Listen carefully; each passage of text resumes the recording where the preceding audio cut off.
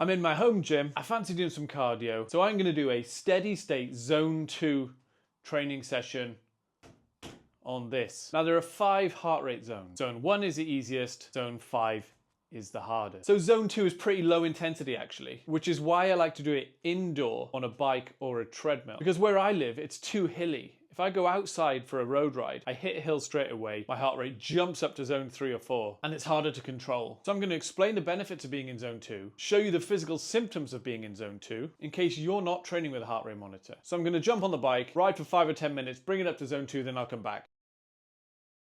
So I've been riding now for 10 minutes, and my heart rate is sitting at 130 beats per minute, which for me is the top of zone 2. My heart rate zones are calculated based on my maximum heart rate of 191. If you don't know what your maximum heart rate is, you can use the simple guideline of 220 minus your age.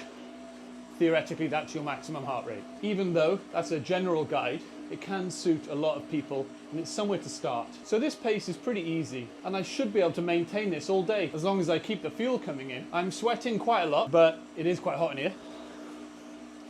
My breathing is slightly laboured, but it's generally pretty easy, and I can speak in full sentences. So those are some of the physical symptoms you might experience in zone 2. And if I was up in zone 5, I would have to speak in short. So that's what I mean about speaking in full sentences. Now the idea is to come up to zone 2, like I am, at steady state, and stay there. Because staying at zone 2 for an hour and doing a ride and averaging in zone 2 are very different. If I did short, sharp sprints, but had a lot of recovery in between, my average might be zone 2 at the end of the ride, but I won't get the benefits of being in zone 2 and staying there for a long period of time. A couple of big benefits I want to talk about. One of them is the opportunity to develop mitochondria density. Mitochondria are within the cell and they're responsible for energy production. And the higher density of mitochondria, the more energy you can produce.